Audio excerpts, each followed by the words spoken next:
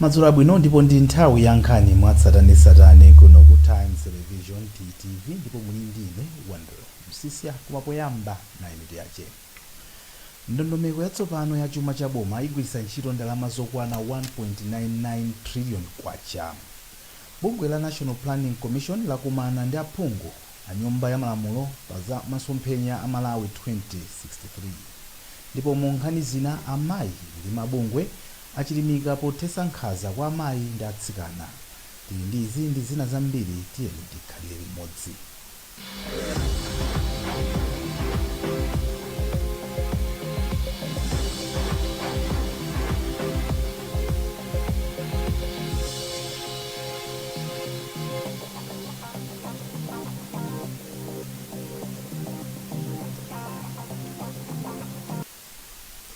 Nduna ya zachuma a Felix Mlusu yapereka tsatanetsatane wa ndondomeko ya chuma cha boma cha chaka cha 2021 mpaka 2022 cha ndalama zokwana 1.99 trillion kwacha. Zina mwa ntchito zimene zigwiridwe mchakachi ndi yafetereza ndi zipangizo za ulimi zosika mtengo, komanso kukhazikisidwa kwa sabata imodzi yapachaka imene anthu sazipereka msonkho pa katundu amene azigula kuchokera ku mayiko akunja. Boma lilinso ndi malingaliro ochepesabe ndalama zimene limawachotsera anthu ku malipiro awo apamwezi. Audrey Kapalamula afotokoza. Ndondomeko ya zachuma ya 1.9 trillion kwachayi ndiyocheperako poyerekeza ndondomeko ya zachuma yomwe ithe mu mwezi wa Juni chaka chino yomwe ili pa 2.3 trillion kwacha. Ngakhale pali mavuto a matenda a COVID-19, Amlusu ati chuma cha dziko lino chikuyembezekabe kukwera, komanso kuti ndalama ya kwacha poyerekeza ndi ndalama ya ku America ikhala yokhazikika pa 780 kwacha. Mwa magawo akuluakulu a chitukuko, gawo la maphunziro alipatsa ndalama zochuluka zomwe ndi 327.3 billion kwacha. Gawo la zaulimi alipatsa ndalama zokwana 284.4 billion kwacha, ndipo gawo la zaumoyo alipatsa ndalama zokwana 187.2 billion kwacha. Ndondomeko ya zipangizo zotsika mtengo ayipatsa ndalama zokwana 142 billion kwacha, ndipo ipindulira mabanja omwe amachita ulimi okwana 3.5 million. Amlusu ati boma lamalizanso kuyika ndondomeko zomwe zithandizire kuti anthu adziwalumikizira magetsi mwaulere ndi kuchotsa ndalama yomwe amalipira yokwana 17,500, ndipo ndondomeko yomweyi akuyiwunikiranso pa nkhani ya madzi. Boma latinso libweretsa sabata yomwe anthu adzigula zinthu kunja mwaulere pa katundu osapitirira 2.3 million kwacha pa chaka, ndipo masikuwa awakhazikitsa m'malamulo posachedwapa. Boma latinso lachotsa msonkho wa katundu omangira tchalichi komanso mizikiti, kuchotsanso msonkho wapadera omwe anthu amalipira akagula katundu opangira mankhwala ndi zinthu zina zachipatala, komanso kuti achotsa 10 kwacha pa 100 kwacha ina iliyonse pa misonkho yomwe anthu amalipira pogulira zinthu kunja zothandizira kupanga sopo m'dziko muno. Amlusu ati achepetsanso msonkho pa ndalama zomwe anthu amalandira pa mwezi kufika pa 25 kwacha pa 100 kwacha ina iliyonse, pa ndalama zoyambira 100,000 kwacha kufika 1 million kwacha, ndipo kuti anthu amene amalandira pa mwezi ndalama zopitirira 6 million kwacha adziwadula msonkho wa 40 kwacha pa 100 kwacha iliyonse. Amlusu ati ndondomeko ya zachumayi ikufuna kukwaniritsa zokhumbakhumba za dziko lino. Mu bajeti mwathu taunikira ndithu madera ambiri amabizinesi mdziko lino amene amabweretsa chuma mdziko lino, kuti kodi madera amenewa kuti tathandize kuti mabizinesi yawo ayambenso kuchita bwino, ndiponso kuti mabizinesi yawo akule tipange chiyani. Ndiye taunikira ndithu apo ndi apo makamaka ku nkhani ya misonkho kumeneko ndithu taunikira bwinobwino kuti tathandize kuti asalephere kugwira ntchito yawo, kapena mabizinesi asalephere chifukwa chane kuti kapena misonkho ndiyokwera. Ndiye ndithu taunikira kwambiri nkhani ya misonkhoyo, ndipo ndikuganiza kuti ndi zimene tapangazo mabizinesi ambiri akondwera nazo. Aphungu ku nyumba ya malamulo kuyambira sabata ya mawa akhala akuwunikira ndondomeko ya zachumayi asadayivomereze. Ndipo a Joseph Mwanamveka ndi olankhulira chipani cha Democratic Progressive pa nkhani zachuma, ndipo ati sokhutira ndi ndondomekoyi. Iwo analankhula ndi mtolankhani wathu Rebecca Chimicheka. Budget imwe anduna athu a Ministry of Finance amene apereka lero ndoti sangathe kuikwanirisa chifukwa anena kuti exchange rate izakhala pa 708 pamene tikunena leroli exchange rate ya dollar tumanayi kwacha ilikali pa 800 and ziko tilibe ma dollars tilibe ma reserves pokapo atuuze futi apa ngachani kuti kwacha ipanga appreciate to 78 kumaso tikunena kuti kukhala kuvuta andunati kuti even ma revenue amene anenacho kuteka chifukwa covid isiuza kuti itathawi yanji kapena izathatha chiti tingopemphera chauta kuti mwina atithandiza kuti covid ithe mwansanga ngati covid itakhalepo iwonso alinakale andunaja kuti kukhala kuvuta chifukwa cha covid. Olankhulira chipani cha Democratic Progressive pa nkhani za chuma a Joseph Mwanamveka. Rolin Nyasulu ndi mtsogoleri wa bungwe la Economics Association of Malawi ECAMA. Pamene tikutha kuona kuti inali yovutirapo ndithu kuyiunikira bwino kuti akathe kuonesesa kuti apereka ndondomeko zothandiza kutukula dziko lathu lino komanso zokhumba za Malawi zina ndi zina akaziyike ndondomeko imeneyi. Koma ndiye tathabe kuona kuti boma layesetsa kubwera ndi ndondomeko zosiyanasiyana kuti ntchito za makampani za ma industries zikathe kupita patsogolo. Dziko lathu lino kawirikawiri timagula katundu ochuluka kuchokera ku mayiko akwanzathu. Ndiye timapanga produce katundu okuti kawirikawiri timamugulitsa ali osawonjezera mtengo.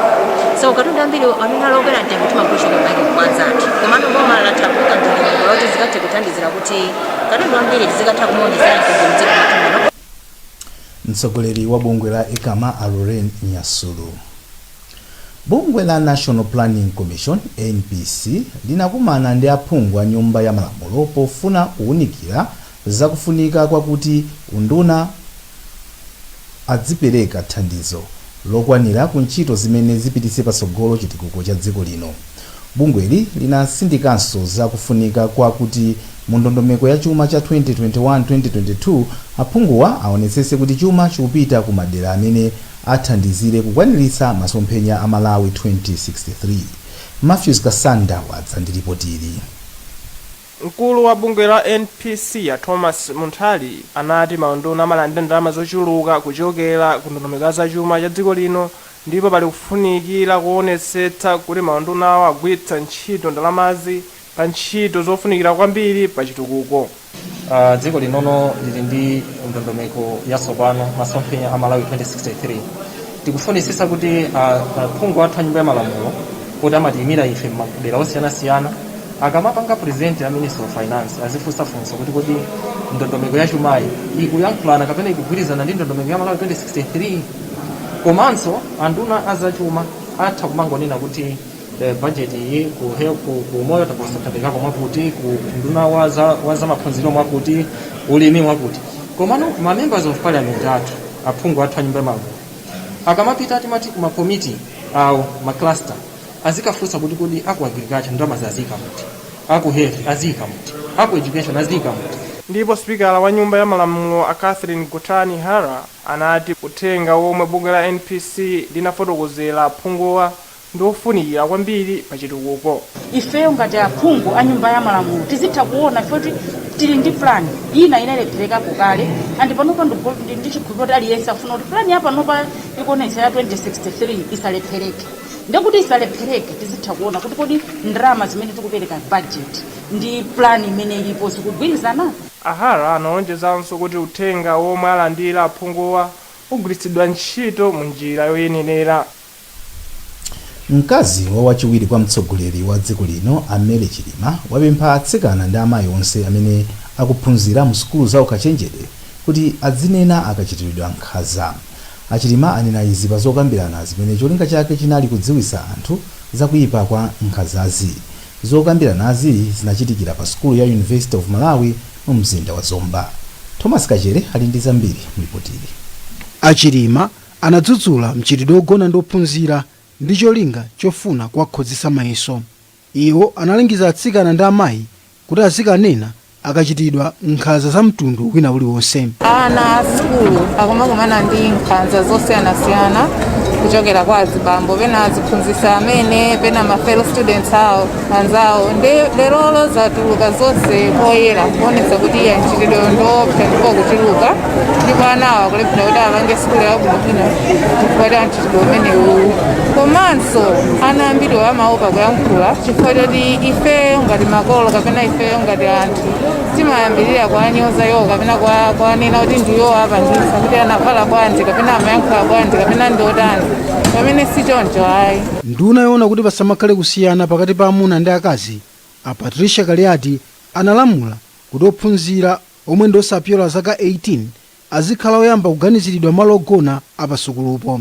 Akaliati analankhula izi kutsatira madandaulo wakuti ophunzira ena achichepere pasukulupo amakhalira mutali munga kwa chikanda. Iwo ati unduna wawo uchitapo kanthu pofuna kuthana ndi nkhanza pasukulupo. Pamene mmodzi wamkulu wakunoko wamang'anira za gender amanena kuti anzake amachita pressurize kuti asachite report ma cases amenewo. Ndi njira ine ndongosa social worker ameneyo azichita report ma cases iwo komanso azichita follow up ma cases iwo. Aziawuzanso malamulo kuti akuti chani. Komanso abweresanso sanity m'masukulumo kuti anthu azidziwa kuti boma lili pano likulondoleza china chilichonse. Ofalitsa nkhani za Plan International a Roger Siula ati bungwe lawo likuyesesa kugwira ntchito ndi ena pofuna kuthetsa nkhanza. Ndifosangalala kwambiri kuti tsiku la lero ana asukulu amasuka ndithu kulongosola nkhanza zosiyanasiyana zimene amakhala kumana nazo pa kampasi makamaka ya University of Malawi ya Chancellor College. Nde monga bungwe limene limayika pasogolo ufulu wa atsikana ndi azimayi tikhazikitsa ndithu njira zosiyanasiyana muja mwaonera ndithu kazembe wathu amene ali Madam Chilima amene ndi kazembe wathu wa Free to Online kwatsimikiza kuti ayesa ndithu kuyikapo mphamvu zake zonse poonetsetsa kuti zimene tayamba panopo tsiku la lero tipitise makampasi osiyanasiyana kandi ku Mubasi ku Kamuzu College of Health Sciences ku Mzuni ku Luwana ndi makoleji ena otero kuti uthenga umene tayamba lero usatherepo mpano yayi. Anakonza zokambira nazi ndi a Plan International ndipo ena mwa omwe anatenga nawo gawo pa zokambira nazo ndi a Emma Kaliya omwe ndi abungwe la Human Rights Resource Center komanso Professor Gaton Kamchezera. Amayi m'midzi yambiri akupitirira kukumana ndi nkhanza zosiyanasiyana koma olephera kukanena kwa adindo chifukwa chakuti amadalira kwambiri amunawo pa nkhani zachuma. Izi zikuchitika kwambiri m'maboma a Nkhatabe koma kumene atsikana akumawumirizidwa kulowa mbanja asanamalize sukulu. Zambiri mulipotili ndi Patience Lunda. Amata Smanda ndi mayi wa ana anayi amene anawumirizidwa kuti asiye sukulu ndi mamuna wake atangolemba mayeso ake a Form 2. Iye anaganiza zoyamba bizinesi yogulitsa nsomba koma analetsedwa ndi mamuna wake ponena kuti izi zinali zochititsa manyazi kwa bamboyo. Patadutsa nthawi pang'ono bamboyo anasanzika mkazi wakeyu kuti akupita mdziko la South Africa kukafuna ntchito koma pa nthawiyo nkuti mayiyu ali ndi khanda la masabata atatu. Zaka zisanu ndi zitatu zadutsa bamboyu chipitireni koma sanatumizeko thandizo lililonse komanso sanayimbeko lamya kufunsa za momwe banja lake lilili zomwe zinapangitsa kuti mayiyu azisamala ana ake onse yekha. Muna uja anandilana ndalama zonse zija kundiuza kuti eti mwambo wakwawo pamwezi pamenepo samalira kuti mkazi asipanga bizinesi ili amapangirapo uhule ndene ndalama ziyanandilana kukamwera mowa atapita ku Joni sanabwere so mpaka na pano kuti wakonde proof no phone no china chilichonse olizotika anamsiyanka anafola muna awiri akazi awiri ayi. Ayestina Mphande ndi mayi winanso amene anakumana ndi nkhanza m'bomali. Amphande anati amuna awo omwe ankagwira ntchito ku estate ya Tii ya Kawalazi amagwiritsa ntchito ndalama yomwe amapeza kumwera mowa zomwe zimayika banja lawo pa umphawi. Iwo atapereka ganizo lofuna kuyamba bizinesi amuna awo anawaletsa ponena kuti azikhala akukumana ndi amuna ambiri. Izi ndi zina mwa nkhanza zomwe amayi m'midzi akukumana nazo koma kukanika kubwera poyera kuzinena pofuna kupulumutsa mabanja awo. Ofalitsa nkhani m'boma la Nkhatabe a Patrick Botha anavomereza kuti nkhani za nkhanza zikuchuluka m'bomali koma kalondolondo umavuta chifukwa amayi sakubwera poyera kuzanena za nkhanza zomwe akukumana nazo. Ndizoona kuti mchitidwe wa nkhanza makamaka kwa azimayi ndi ana ukunkana uchukukira mboma lathu chimene chili chinthu chomvetsa chisoni kwambiri chifukwa chikumayika miyoyo yawo pa chiopsezo. Pakanali pano bungwe la People Innovation ndi thandizo lochoka ku Spotlight Initiative yayamba kugwira ntchito m'miyezi 7 m'boma la Nkhatabe komwe nkhani za nkhanza zikuchitika kwambiri. Aroda Ng'ambi ndi mmodzi mwa anthu ogwira ntchito ku People Innovation ndipo anati bungwe lawo likulimbikitsa amayi kuti ayambe ulimi wa ziweto m'magulu powapatsa ndalama yoyambira komanso maphunziro mmene angayendetsere ulimi wawo. Apanga kauluni tinapeza kunena kuti azimayi ambiri ndi atsikana kunoko amapangidwa nkhanza zambiri zosiyanasiyana. Mmodzi mwa nkhanza zomwe amakumana nazo ndi monga kumenyedwa. Boma la Nkhatabe lili ndi anthu pafupifupi 300,000. mukuonera nkhani mwatsatanetsatane madzulo ano pano pa Times Television TTV komanso Times 360 Malawi Facebook page. Zambiri zikatha izi.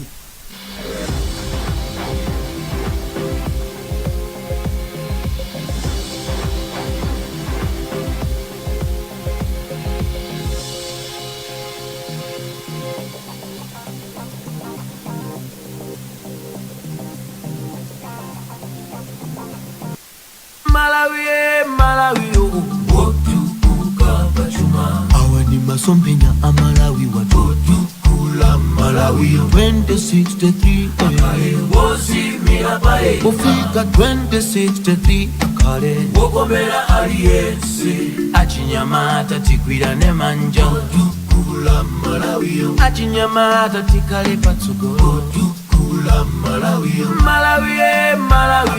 wosi mirabaeka Malawi wokomera aliyense. Malawi 2063 kusintha dziko lathu mokomera aliyense.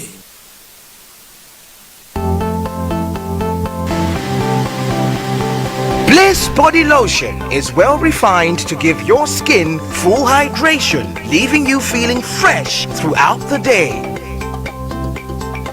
Bliss Body Lotion is a top-range body lotion which contains natural extracts and is found in 3 flavors at a very reasonable price. Bliss Lotion Aloe Vera, Bliss Lotion Instant Hydration,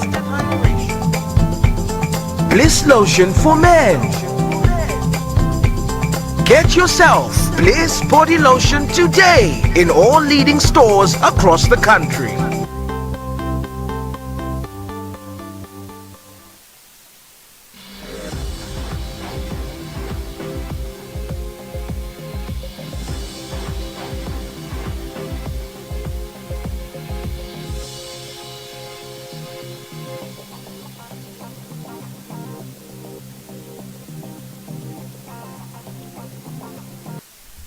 Takulandiraniso pamene tikupitirira ndi nkhani mwatsatanetsatane madzulo ano pano pa Times Television TTV Times 360 Malawi Facebook page. Mkulu wa polisi ku chigawo cha kumpoto Richard Luhanga wati amayi a polisi akuyenera kukhala patsogolo polimbana ndi nkhanza zimene anthu ena akuchitira atsikana komanso amayi. Commissioner Luhanga wayankhula izi pamene amalandira ripoti la ntchito imene amayi a polisi achita lotchedwa Operation Basadi ku chigawochi. Sam Kalimira ali ndi ripoti ili. Akuluakulu a polisi kumwera kwa Africa anavomereza bungwe lomwe ndi amayi a polisi lomwe limachita maopereshoni ndipo amalitcha kuti Basadi ndipo izi zidayambira m'dziko la Botswana. Ntchitozi amachita ndi apolisi amayi ndipo zidayambika pomwe mayi mmodzi wa polisi adachitira umboni ku dziko kuna kuti mayi wa polisi naye atha kugwira ntchito ina iliyonse ngati mmene amachitira abambo a polisi. Kuno ku Malawi apolisi achimayi amagwira ntchito zosiyanasiyana ngati kuchita chipikisheni m'misewu, kuwongolera galimoto ndi zina m'misewu komanso kuchita ntchito yozungulira m'madera osiyanasiyana polimbana ndi milandu ndipo izi zimachitika kwa masiku 3.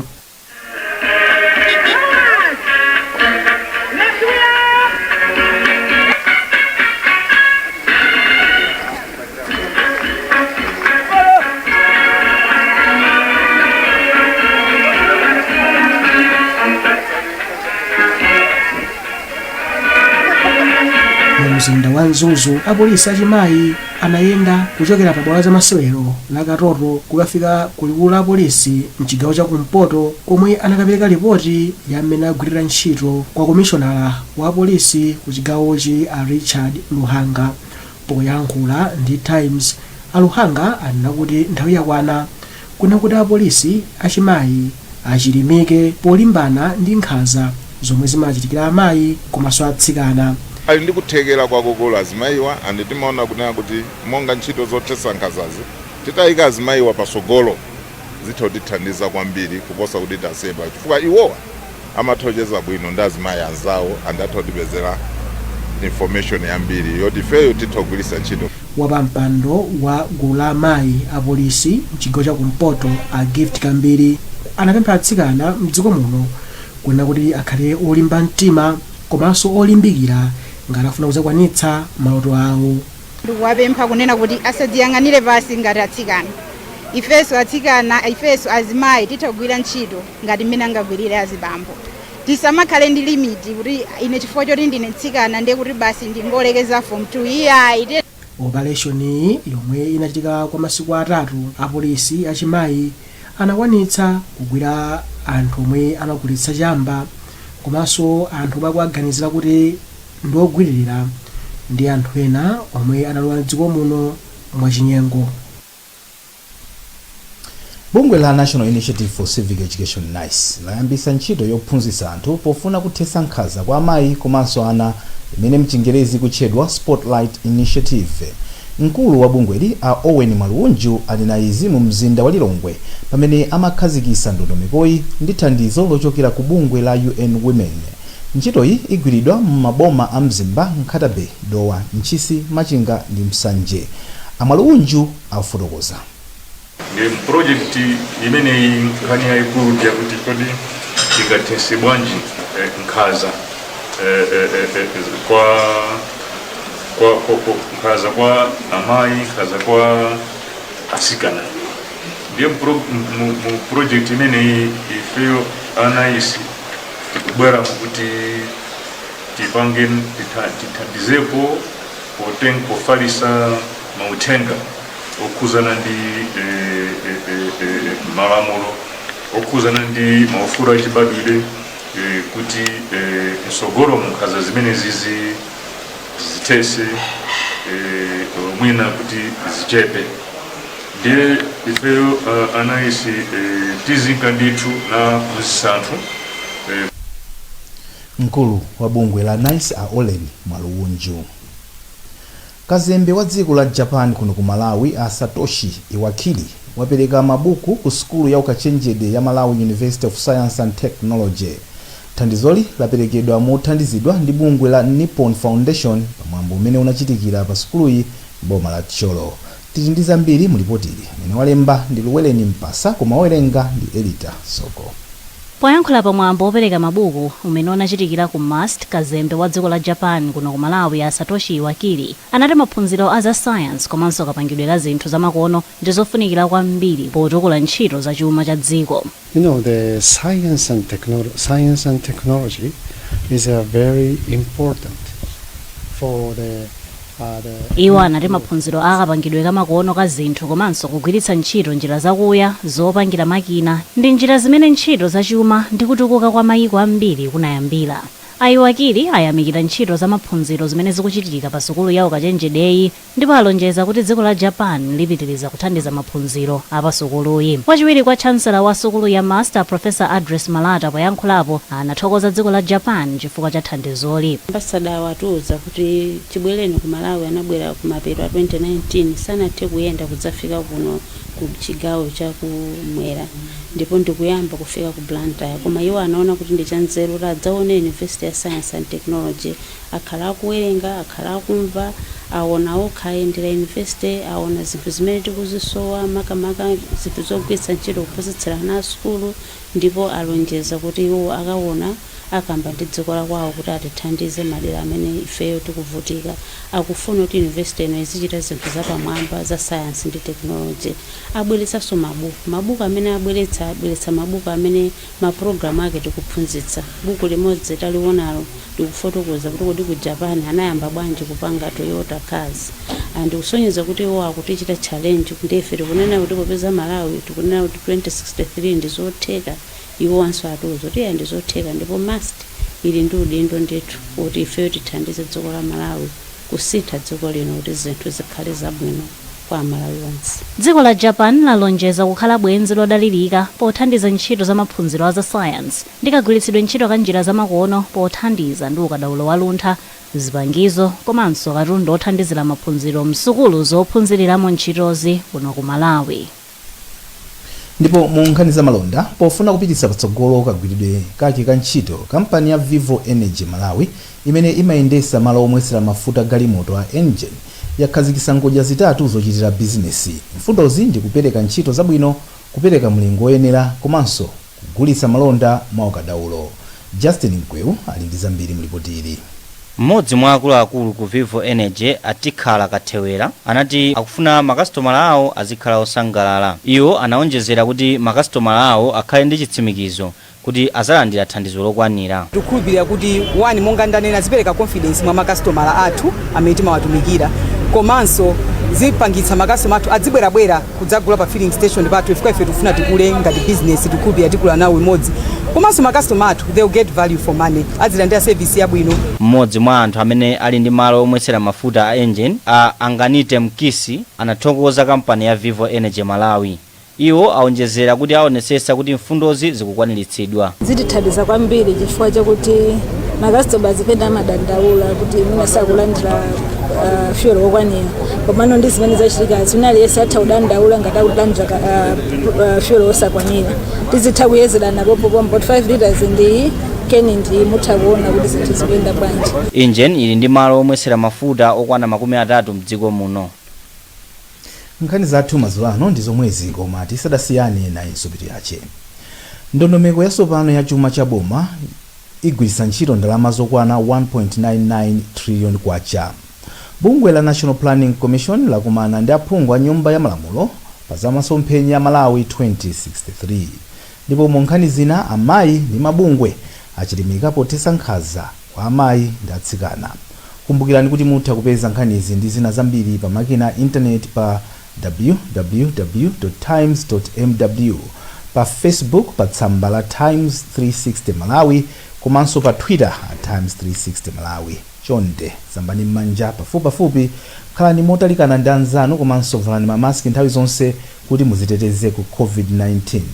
Munali ndine Wonder Msisiandu kufunani usiku opambana kuti andikuonera maprogramu otsatira pano pa Times Television TTV. Goodbye.